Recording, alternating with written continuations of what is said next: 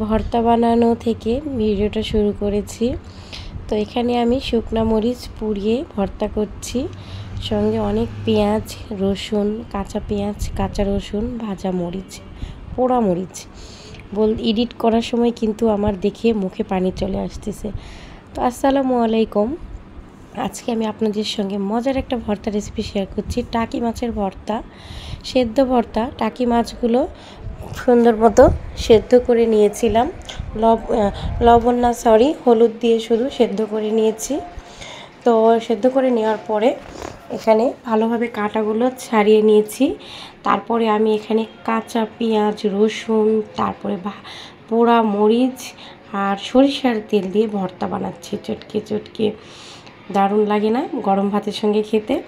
আমার তো খুব পছন্দ এবং আপনাদের ভাইয়াও খুব পছন্দ করে, সবাই পছন্দ করে। দেখলাম আজকে আমার মেয়েও খেয়েছে, সেও খুব পছন্দ করেছে। মরিচটা দেখতে এরকম, কিন্তু ভাই ঝাল নেই। ভেবেছিলাম অনেক ঝাল, কিন্তু ঝাল নেই। ঝাল না হলে ভর্তা আবার কিন্তু ভালো লাগে না খাইতে। তো এটা ছিল আমার বাবার বাড়ির ভিডিও।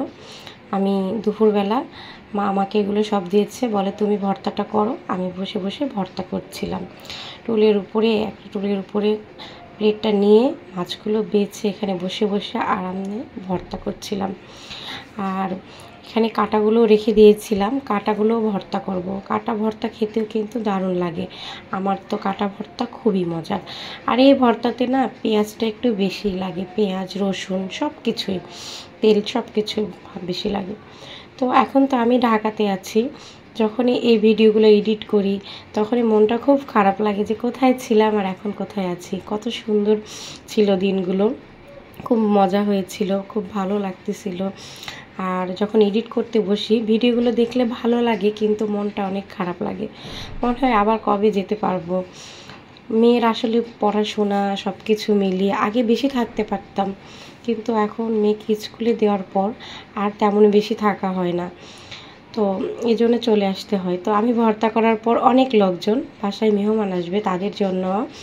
তো এই জন্য আমি আবার এখানে ছোট্ট ছোট্ট করে ভাগ করে নিচ্ছিলাম, রেস্টুরেন্টের মতো। রেস্টুরেন্টে কিন্তু এরকম করে মাছের ভর্তা ছোট্ট করে ভাগ করে রাখে। তো এভাবে রেখে দিলাম, সবাই যেন খেতে পারে। তো আমি খাবার দাবার শেষ করে আমরা বিকেলবেলার দিকে চলে এসেছি। আমি আমাদের বাড়ির পিছনে আমার ফুপুর বাসা, তো সেখানে আসছি। তো আমার ফুপু আবার এখানে খুব সুন্দর করে গাছগাছালির বিভিন্ন রকম গাছ লাগাই রেখেছে। দেখতেছিলাম, এত সুন্দর বাগানটা লাগছিল, খুবই ভালো লাগছিল। আমার ফুপি গাছ লাগাতে খুবই পছন্দ করে, আমার ফুপাও। তো বাপ্পি এখানে বসেছিল চেয়ার নিয়ে, বলে একটু বাতাস পাচ্ছি, বাসায় তো গরম লাগতেছে। আসলে পরিবেশটাই অন্যরকম ছিল। গাছগাছালি দেখলে কিন্তু সবারই ভালো লাগে। তো আমার ভাস্তিকে সঙ্গে নিয়ে এখানে আমি গাছগুলো দেখতেছিলাম, আর ওর কাছ থেকে বুঝে নিচ্ছিলাম কোনটা কিসের গাছ। আসলে এটা যে বাদামের গাছ আমি কখনোই চিনতাম না বা জানিও না যে এরকমই বাদামের গাছ হয়। তো আমার ভাস্তি, এটা আমার ফুফাতো ভাইয়ের মেয়ে, তো দেখে দিচ্ছিল যে এটা আন্টি বাদামের গাছ। তো বাদামের গাছগুলো দেখতে ভালোই লাগছিল। আসলে প্রথমবার দেখতেছি তো নিজেই অবাক লেগেছি, আর খুব ভালো লাগতেছিল। এই জন্য অনেক কৌতূহল মনে ছিল, ওর কাছে অনেক কিছু শুনতেছিলাম, এরকম ওইরকম। তো পটলের গাছ ছিল, সেটা আর ভিডিও করি নাই, শেয়ার করা হলো না। পটলের গাছটা কেমন হয় সেটা আপনাদের সঙ্গে পরবর্তীতে কখনো যদি আবারও যেয়ে দেখতে পাই তো শেয়ার করব। তো আজকে আপনারা এই বাদামের গাছটা যারা দেখেন নাই দেখে নিন, খুব সুন্দর, কিন্তু নিচে বাদাম হয় আলুর মতো গাছ আর কি। তো আজকের মতো ভিডিওটা এখানেই শেষ করছি। আল্লাহ হাফিজ, সবাই ভালো থাকবেন।